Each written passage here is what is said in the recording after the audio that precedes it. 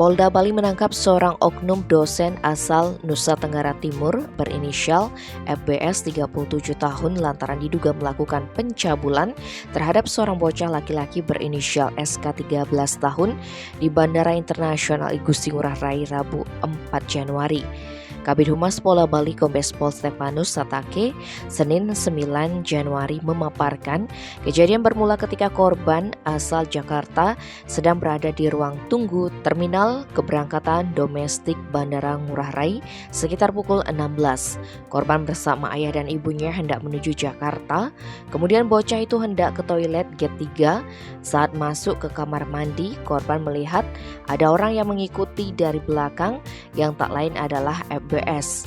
Awalnya bocah itu tak curiga, tapi keanehan mulai terjadi saat keduanya kencing bersebelahan di kamar mandi karena FBS melirik ke arah kemaluan korban.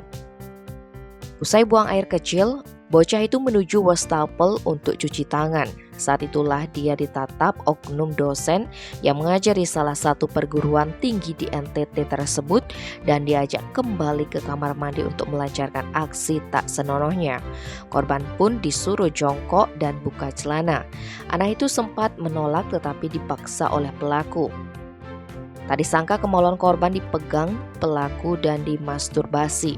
Korban juga disuruh pegang kemaluan pelaku untuk melakukan masturbasi.